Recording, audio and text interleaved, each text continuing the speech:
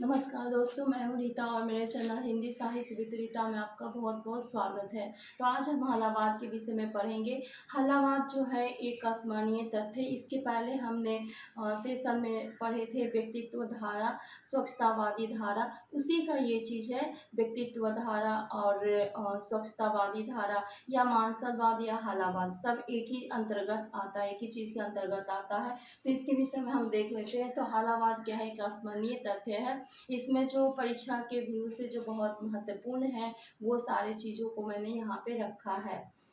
सुबह की बेला में, इस पावन बेला में जो है आपको एक स्मरणीय तथ्य याद हो जाए, आपको एक परीक्षा का एक टॉपिक याद हो जाए, ये हमारे चैनल का मुख्य जो है कोशिश है कि आप जो है इसके माध्यम से कुछ अच्छा कर सकें। तो समय ना बर्बाद करते हुए चलिए स्टार्ट करते हैं कि हालावाद क्या है। हालावाद में जो है बहुत सारे कवियों ने जो अपने अपने रचनाओं के माध्यम से जो है परिभाषा देने की कोशिश की है, लेकिन जो है परिभाषा जो है हालावाद व्यक्तिगत जीवन की निराशा, कुंठा और वेदना से मुक्ति पाने का वह काव्य है।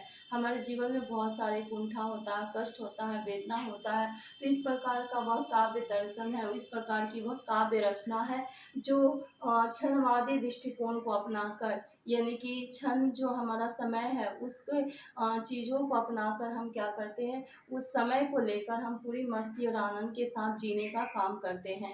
यानी हालावाद का अर्थ ही होता है कि पूरा मस्ती, उमंग, उल्लास के साथ ज़िंदगी जीना। हालावाद का एक और भी अर्थ होता है, जैसे हरिवंश राय बच्चन ने अपनी रचनाओं में, बहुत सारे रचनाओं में जो मद्यपान को करते हुए ये चीज़ को बतलाया है कि मद्यपान, यानी कि हला मीन्स होता है मद्यपान कराना। सुंदरियों के साथ जो है, सुंदरी जो है मद्यपान करा रही है, इसका अर्थ ही यही होता है। तो इससे भी ये प्रदर्शित होता है कि उमंग और मस्ती की दुनिया में जाके करना। तो कोई भी चीज़ आज का अगर समाज, युवा वर्ग देखे तो इस चीज़ का बहुत ज़्यादा बात है। सभी कोई इस पे क्या हो गए हैं, अनुकूलित हो गए हैं, इस पे जो है डिपेंड हो गए हैं, जो कि हमारे भविष्य के लिए, हमारे शरीर के लिए, हमारे देश के लिए बहुत खतरे हैं। यहाँ तक कि समाज में गलत इम्पैक्ट पड़ता है। तो उस चीज़ को जो है वहाँ पे उमंग और मस्ती का दिया गया, लेकिन आज के समय में इसका जो है बहुत गलत तरीके से यूज हो रहा है, उपयोग हो रहा है। तो चलिए देख लेते हैं। तो अब यहाँ से महत्वपूर्ण तथ्य देखेंगे। हालावाद क्या है? हमने हालावाद मस्ती, उमंग और उल्लास के साथ जीने की चाह को प्रकट करना ही क्या कहलाता है? हालावाद कहलाता है। छई रोमांस के कवि, छई रोमांस के कवि कौन है? बच्चन सिंह। छई रोमांस के जो कवि हैं वो क्या है? बच्चन सिंह है। मानसलवाद के जो प्रवर्तक है वो कौन है? रामेश्वर शुक्ल अंचल। मानसलवाद के जो प्रवर्तक है कौन है? रामेश्वर शुक्ल अंचल है। दुख जनित रोमांस के कवि कौन है? नरेंद्र शर्मा। दुख जनित यानी कि दुख से जो परे हो, उसके कवि कौन है? नरेंद्र शर्मा जी हैं। मानसलवाद के जो प्रवर्तक है, यानी हालावाद व्यक्तित्व धारा कवि के जो प्रवर्तक वो कौन है? रामेश्वर शुक्ल अंचल। सभी कवियों ने अपने अलग अलग सभी का नाम दिया गया है, लेकिन जो परीक्षा के माध्यम, जो परीक्षा के दृष्टिकोण से जो महत्वपूर्ण है, जो पूछे जाते हैं, वहाँ पे मैंने यहाँ पे रखा है। तो मानसलवाद के प्रवर्तक कौन है, ये पूछा जा सकता है कि मानसलवाद के प्रवर्तक कौन है? तो रामेश्वर शुक्ल अंचल जी हैं, रामेश्वर शुक्ल अंचल जी। दुख जनित रोमांस की कवि कौन है? तो आपका नरेंद्र शर्मा। यानी अगर आपको कष्ट है तो उसके से परे कौन से कवि हैं? तो आपका नरेंद्र शर्मा जी हैं। प्रेम, यौवन और सौंदर्य के कवि कौन है? रामेश्वर शुक्ल अंचल। प्रेम, यौवन यानी कि प्रेम के विषय में और सौंदर्य के विषय में जो कवि है वो क्या है? रामेश्वर शुक्ल अंचल जी हैं। हालावाद का जो प्रवर्तन है वो मेन जो है, हालावाद का प्रवर्तन हरिवंश राय बच्चन जी को ही माना जाता है। इसी को जो हरिवंश राय बच्चन जी को 1935 में, जिन्होंने क्या है 1935 में जो है इसको माना गया हालावाद का परिवर्तन। और उमर खयाम का प्रभाव इनके रचनाओं में काफ़ी देखने को मिलता है। जो बच्चन सिंह की जितनी भी रचनाएं हैं उसमें जो उमर खयाम का प्रभाव और फारसी साहित्य का बहुतायत अधिकांश मात्रा में देखने को मिलता है। यानी कि आपका जो है छई रोमांस के जो कवि हैं वो बच्चन सिंह है। छई रोमांस के कवि बच्चन सिंह। मानसलवाद के जो प्रवर्तक है रामेश्वर शुक्लांचल। दुख जनित रोमांस के जो कवि हैं नरेंद्र शर्मा। प्रेम, यौवन और सौंदर्य के जो कवि है रामेश्वर शुक्ल अंचल है। हालावाद के जो प्रवर्तन है कौन है? हरिवंश राय बच्चन जी। यानी हालावाद का जो प्रवर्तन हुआ, जो हालावाद का नाम दिया गया, वो एक तरह से हरिवंश राय के बच्चन के रचनाओं में देखने को काफ़ी मिलता है। उमर खयाम का इनकी जितनी भी रचनाएं हो उसमें उमर खयाम का प्रभाव और फारसी साहित्य के बहुतायत मात्रा में इनकी रचनाओं में देखने को मिलता है, फारसी भाषा का। डॉक्टर नागेंद्र ने हालावाद व्यक्तिगत कविता कहा है। नागेंद्र जी ने कहा क्या कहा है? हालावाद को व्यक्तिगत कविता कहा। ये एग्जाम में पूछा जा सकता है कि हालावाद को किसने व्यक्तिगत कविता कहा है? तो ये नरेंद्र जी ने व्यक्तिगत कविता कहा है। डॉक्टर हजारी प्रसाद ने हालावाद को क्या कहा है? मस्ती, उमंग और उल्लास माना है। हजारी प्रसाद द्विवेदी ने मस्ती, उमंग और क्या उल्लास माना है। हालावाद के नामांकन का सबसे बड़ा श्रेय जो है, हालावाद के नामांकन का श्रेय रामेश्वर शुक्ल अंचल को है। किसे है? रामेश्वर शुक्ल अंचल को है। दो चट्टानों के लिए बच्चन को जो है, दो चट्टानों में इनकी रचना है बच्चन जी का, जिसे क्या मिला? साहित्य अकादमी पुरस्कार मिला है। बच्चन जी को जो है साहित्य अकादमी का पुरस्कार मिला है दो चट्टानों के लिए। बच्चन को क्या है? साहित्य अकादमी का पुरस्कार मिला। इस प्रकार हालावाद के जो नामांकन किसने किया? नामांकन का श्रेय जो है रामेश्वर शुक्ल अंचल को है। सभी के अलग अलग मत हैं और सभी के द्वारा ये बताए गए हैं जो कवि ने अपने माने हैं वहाँ की उस समय के रचनाओं के द्वारा। तो ये सारे चीज़ों को जो है जिस समय ज़्यादा अधिकांश मात्रा रही तो उसने उस चीज़ को जो है नामांकन दे दिया। तो ऐसा कहा जाता है कि हालावाद के नामांकन का श्रेय जो है रामेश्वर शुक्ल अंचल को है। दो चट्टानों के लिए बच्चन को साहित्य अकादमी पुरस्कार मिला है। इसके बाद त्रिभंगिमा और चार खेमे, त्रिभंगिमा और चार खेमे जो 64 फुटे में बच्चन की जी के ग्राम गीत मिलते हैं। ये हमेशा पूछे जाते हैं 64 फुटे। 64 फुटे में जो है बच्चन जी के क्या है? गांव के गीत जो होते हैं, जो पहले जमाने के जो गांव में गीत गाए जाते थे, ग्राम गीत, यानी उस चीज़ का यहाँ पे जो है वर्णन किया गया है। बच्चन की रचना में जो है निशा निमंत्रण, निशा निमंत्रण जो है 1938 में प्रकाशित हुई थी और 100 गीतों का विषादावृत कहलाता है। इसे क्या कहते हैं हम? 100 गीतों का विषादावृत कहते हैं और इसे जीवन के प्रसाद का आख्यान भी कहा गया है। ये भी पूछा जा सकता है कि बच्चन सिंह के जीवन का प्रसाद का आख्यान किसे कहा गया या किस रचनाओं को आख्यान कहा गया? तो निशा निमंत्रण। और किसे कहा गया है? तो बच्चन सिंह को कहा गया है। इसके बाद बच्चन के गीतों में जो है साकी शब्द का ज़्यादा प्रयोग हुआ है। साकी शब्द आप अगर रचनाएं पढ़ेंगे मधुशाला तो उनकी रचनाओं में जो है साकी शब्द का बहुत ज़्यादा प्रयोग हुआ है। साकी शब्द का जो अधिकतम होता है, सुंदरी से क्या होता है? मधुपान कराना। सुंदरी जो है लेके आती है और मधरस यानी मधुपान कराती है, जो पहले समाज में भी प्रचलित था लेकिन आज समाज में वो गलत तरीके से इम्पैक्ट पड़ रहा है। हमारे समाज में जो है युवा वर्ग के पर काफ़ी ये जो है प्रभाव देखने को मिल रहा है मद्यपान का। प्रभात फेरी जो है 1938, प्रभात फेरी 1938 में नरेंद्र शर्मा के जो प्रतिनिधि गीतों का संग्रह है। किसका है? नरेंद्र शर्मा के प्रतिनिधि गीतों का संग्रह, यानी प्रभात फेरी जो है 1938 ईस्वी में है और नरेंद्र शर्मा के प्रतिनिधि गीतों का संग्रह है। इसमें जो है विध्वंसक गीत है, बहुत विध्वंसक गीत है, यानी कि अनेक प्रकार की, देखिए रचनाओं में बहुत तरह की रचनाएं होती है। जैसे कि गांव के गीतों में गांव के परिवेश में जो रचनाएं होती है, शहर के परिवेश में रचनाएं होती है, और भी जो हमारे समाज पे जो गलत गलत इम्पैक्ट पड़ रहा है, जो चित्रण किया जा रहा है समाज पे, आज के युवा पीढ़ी का बदलता स्वरूप, तो ये सारी चीज़ें जो है उनकी रचनाओं के आधार पर जैसे जैसे कवि के जब कवि हुए उस समय जो है समाज में क्या स्थितियाँ थी, उस समय किस प्रकार के जो है समाज में परिवर्तन हो रहा था और किस प्रकार के ज़्यादा अधिकांश मात्रा में चीज़ों को देखने को मिलता था, उस समय के आधार पे रख के उन्होंने जैसे ये शब्द रचनाएं की प्रस्तुति की गई है। बहुत सारे जो कवि हैं अपने अपने रचनाओं की प्रस्तुति की हैं, क्योंकि समाज के दृष्टिकोण को देख के, वहाँ के प्रकृति सौंदर्य के दृष्टिकोण को, आज के प्रकृति और पहले के प्रकृति में बहुत सारे अंतर हुआ करते हैं। तो इस प्रकार से जो आज के अगर कवि जो रचना करेंगे तो आज के समाज, आज के परिवेश को देखकर उसके अकॉर्डिंग ही वो जो है रचना करेंगे। तो इस प्रकार जो प्रभात फेरी जो 1938 में नरेंद्र शर्मा के प्रतिनिधि गीतों का संग्रह में विध्वंसक गीत है। इनकी मिट्टी और फूल रचना को डॉक्टर रामविलास शर्मा जो अनामिका और तार सप्तक के बीच में जो है रखा गया है, यानी कि तार सप्तक के बीच में डॉक्टर रामविलास शर्मा जी ने अनामिका और तार सप्तक के बीच में कहा है।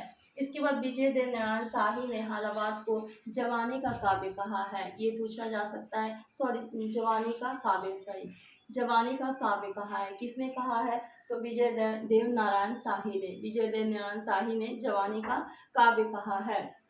इस प्रकार फिर से एक बार रिकॉल कर लेते हैं कि हालावाद व्यक्तिगत जीवन की निराशा, कूटना और वेदना से मुक्ति पाने का वह काव्य दर्शन है जो क्षणवादी दृष्टिकोण को अपनाकर वर्तमान को पूरी तरह से उमंग, उल्लास और जीवन में खुशियों का ओतप्रोत भर देता है, यानी जीवन में खुशी का जो आनंद होना स्टार्ट हो जाता है। उसी समय जो हालावाद का क्या हुआ, परिवर्तन हुआ, हालावाद का जन्म हुआ, यानी छायावाद के खत्म होने के बाद रहस्यवाद आया। दोनों रहस्यवाद और छायावाद पैरेलल ही चल रहे थे, समांतर ही चल रहे थे। इसके बाद जो है बहुत सारे जो कवियों ने जो अपने आप को जो है एक तरह से अलग कर लिए, तो उस तरह से अलग करते हुए नज़र में आए हालावाद। जो हालावाद में जो कवि हैं उसका इस प्रकार से दिया गया है, नरेंद्र शर्मा जी हैं, और भी बहुत सारे हमने कवियों का बताए हैं, जो इसके पहले का जो वीडियो उसमें जाके आप देख सकते हैं।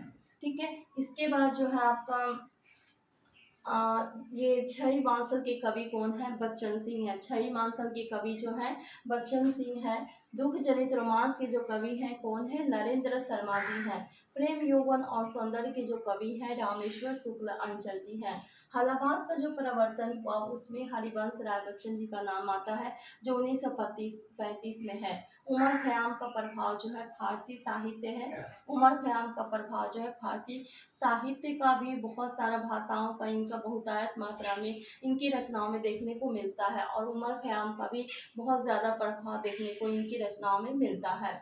डॉक्टर नागेंद्र ने हालावाद को क्या किया है? व्यक्तिगत जीवन का नाम दिया है। और डॉक्टर हजारी प्रसाद द्विवेदी ने हालावाद काव्य को क्या कहा है? मस्ती, उमंग और उल्लास माना है। मस्ती, उमंग और उल्लास माना है। दो चट्टानों के लिए बच्चन को साहित्य अकादमी का पुरस्कार मिला है। किसे मिला है? तो साहित्य अकादमी का, किसके लिए? तो दो चट्टानों के लिए साहित्य अकादमी का पुरस्कार मिला। त्रिभंगिमा और चार खेमे, त्रिभंगिमा और चार खेमे जो है 64 फुटे में बच्चन जी के गांव के गीतों का देखने को मिला है। गांव के गीतों का, गांव के परिवेश में पहले जो अभी जो विलुप्त होते जा रहे गांव के जो गीत हैं, जो इस प्रकार से गाए जाते हैं, अब इस प्रकार के समाज में अब गीतों का धीरे धीरे प्रचलन खत्म हो रहा है, और जो हमारे बॉलीवुड के गीत हैं ज़्यादातर हर चीज़ में वही चीज़ बजाए जाते हैं, जबकि पहले ज़माने में जो है गांव के गीतों का, लोकगीत जिसे कहते हैं, उस तरह के गीतों का प्रचलन हुआ करता था। ठीक है, इसके बाद जो है बच्चन जी की रचना निशा निमंत्रण 1938 में निशा निमंत्रण का प्रकाशन हुआ, जो 100 गीतों का विषादावृत्त कहलाता है। 100 गीतों का, यानी कि 100 गीत इसमें जो है समाहित है, और उसी को जब विषादावृत्त कहलाता है। इसे जीवन के प्रसाद का आख्यान भी करते हैं। इसके गीतों को, यानी निशा निमंत्रण को क्या कहते हैं? जीवन के प्रसाद का आख्यान कहते हैं। इसके बाद बच्चन के गीतों में जो है साकी शब्द का ज़्यादा प्रयोग हुआ है। तो साकी का मतलब होता है सौंदर्य से, यानी सुंदरी से जो है मद्यपान कराने का, अपने आप को मस्ती कराने का, उमंग करवाने का जो है, ये चीज़ यहाँ पे परिभाषा दिया गया है। इसके बाद जो है आपका प्रभात फेरी जो है 1938 नरेंद्र शर्मा के प्रतिनिधि गीतों का संग्रह है, जिसमें विध्वंस गीत है, यानी विध्वंस यानी कि जब विनाश हो रहा है या काल पड़ रहा है, या इस प्रकार के जो हमारे समाज में कभी कभी स्थितियां उत्पन्न हो जाती हैं, तो उस समय के द्वारा उनके गीतों का यहाँ पे बताया गया है। जो इनकी मिट्टी और फूल घटना को डॉक्टर रामविलास शर्मा किसमें, अनामिका और ताप सप्तक के बीच में रखा गया है। अनामिका और तार सप्तक के बीच में रखा गया है। तो विजय देव नारायण शाही ने क्या कहा है? हालावादी को जो है जवानी का काव्य कहा है, क्योंकि ये इसलिए कहा है कि उमंग उल्लास भरा हुआ है, और ये हालावाद में जो है बहुत सारी रचनाओं में मद्यपान का यहाँ पे जिक्र भी किया गया। तो इस प्रकार से किसने, विजय देव नारायण शाही ने हालावाद को जवानी का काव्य कहा है। आइए एक नज़र महत्वपूर्ण तथ्यों को हम देख लेते हैं। तो बच्चन की जो प्रथम काव्य रचना है मधुशाला, बच्चन जी की प्रथम रचना जो है मधुशाला है, और रचना काल जो 1933 ईस्वी में हुआ, और इसका जो प्रकाशन काल है 1935 ईस्वी में। यानी इसका रचना काल जो है 1933 ईस्वी है और प्रकाशन वर्ष जो है 1935 ईस्वी है। हलावाद की अगर बात करें कि हलावाद मुख्य रूप से अगर इसको माना जाए तो है क्या, तो हलावाद जो है व्यक्तिवादी कविता है। आत्मस्फूर्ति यानी व्यक्तिवाद यानी अपने निजी जीवन के विषय में अपने निजी उमंगों को, अपने निजी बातों को यहाँ पे उकेरना, बताना और समझाना जो है उस चीज़ को प्रस्तुत करता है। आत्मस्फूर्ति मैंने अपने आप के जीवन में किस प्रकार के चेंजिंग होते हैं, किस प्रकार हम अपने जीवन को जो है एक उमंग, एक अच्छे कार्य के साथ रख सकते हैं, तो उस चीज़ को भी हम क्या करते हैं, हलावाद के अंतर्गत आता है। आत्मानुभूति मीन्स हो गया अपने अंदर ज्ञान उत्पन्न करना, यानी ज्ञान करना या मस्ती करना या उमंग करना या फिर बहुत तरह की बातों का जिक्र करना, यानी अपने व्यक्तित्व के विषय में पूरी बातों को समझाना, समझना, ये क्या कहलाता है, आत्मानुभूति कहलाता है। उन्मुक्त प्रेम काव्य, इसमें जो है प्रेम काव्य की बहुत अच्छी परिभाषा कि हम बिना किसी बंधन में बंध के जो है हम अपने उमंग उल्लास को नहीं बांध सकते हैं। हम अपने व्यक्तित्व यानी अपनी खुद जिंदगी जो है स्वतंत्र रूप से होकर हम जी सकते हैं। अपने जीवन को जो है मतलब फ्री होके, किसी का कोई बंधन नहीं है, हम खुद से उल्लास से और अपने आप से खुश होके हम इस जीवन को अच्छे से कर सकते हैं। तो ये सारे जितने हैं हलावाद के अंतर्गत आता है। व्यक्तिवादी गीति कविता की सभी प्रवृत्तियां जो है व्यक्तिवादी, आप कंफ्यूज मत होइएगा, व्यक्तिवादी कविता हो गया, हलावाद हो गया, मानसलवाद हो गया, स्वच्छताधारी कविता, ये सारे जो है आपका व्यक्तिवादी कविता धारा के अंतर्गत आते हैं, या फिर स्वच्छतावादी या हलावाद या मानसलवाद धारा के अंतर्गत आते हैं। और इसके कवियों की रचनाएं, सारी रचनाओं को मैंने पिछले वाले वीडियो में बता रखे हैं, तो आप जाके वहां से देख सकते हैं। इसके बाद है जो व्यक्तिवादी कविता में प्रेम, निराशा, वेदना और सामाजिक चेतना के विषय में बताया है।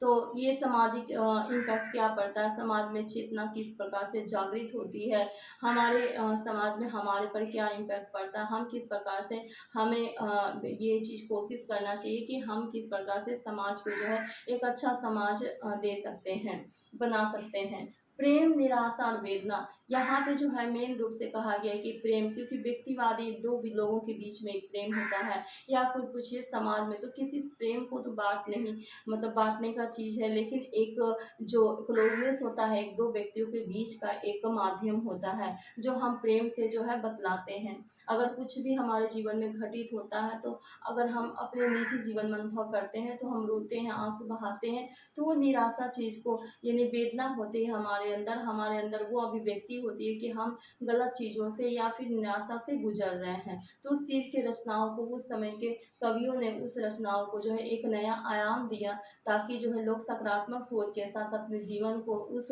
निराशा और वेदना युक्त जीवन से उबर सके।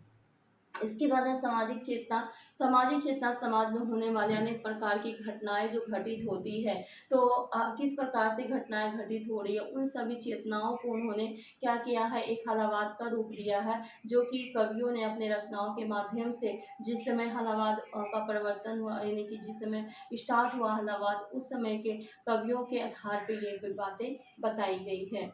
इसके बाद अशरीरी प्रेम की जगह शरीरी प्रेम का स्थान, यानी कि अशरीरी प्रेम की जगह, यानी कि यहाँ पे प्रेम भक्ति का बातें कहें तो वहाँ पे शरीरी प्रेम, यानी कि शरीरी प्रेम होता है कि जो अपने जो शरीर के अंदर की भावनाओं को क्या करना, शरीर का स्थान देना, यानी कि यहाँ पे जो है युवा वर्ग के जो है प्रेम मोहब्बत का ज़्यादा प्रचार किया गया है, कि शरीर को ही ज़्यादा करके महत्व दिया गया है। पहले जो शरीर था, यानी कि शरीर को महत्व ना देके प्रेम और उसके व्यक्तित्व को दिया जाता था। अब जो है क्या है, शरीर यानी कि जो हमारे जो ईश्वर ने हमारे शरीर बनाया, उसके अंदर का जो प्रेम की अनुभूति होती है, उस चीज़ को यहाँ पे दर्शाया गया है। निराशावाद, किसी बहुत सारे कवियों ने इसे निराशावादी कवि कहे हैं, मतलब निराशावादी कवि हलावादी को कहा गया है कि इसमें निराशा चीज़ों को ज़्यादा जिक्र किया गया, उमंग को तो किया गया है लेकिन निराशा को भी ज़्यादा किया गया। तो यह पूछा जा सकता है कि निराशावादी कवि या निराशावादी समय कब कहा गया है, तो हलावादी कवियों को निराशावादी कवि कहा गया है। उसके बाद मधुशाला, मधुबाला और मधुकलश जो इलाहाबाद के क्या है, धर्म ग्रंथ है। ये त्रयी धर्म ग्रंथ कहलाते हैं, क्योंकि इन्हीं के आधार पे उन्होंने सारे मधुशाला, मधुबाला और मधुकलश का नामांकन किया। और ये बच्चन सिंह जो है एक प्रकार के जो इलाहाबाद के जो है प्रमुख प्रवर्तक हैं, क्योंकि इनकी रचनाओं में काफ़ी चीज़ों को देखने को मिलता है, झलक मिलता है। तो आई होप कि आपको वीडियो बहुत अच्छी लगी होगी, क्योंकि मैंने बहुत सारे तथ्यों को रखा है जो कि परीक्षा के दृष्टिकोण से जो इम्पोर्टेंट है उसी चीज़ को मैं आपके सामने प्रस्तुति की हूँ। अगर वीडियो में कुछ भी त्रुटि हो तो क्षमा कीजिएगा। और वीडियो देखने के लिए आपका बहुत बहुत धन्यवाद जी। धन्यवाद।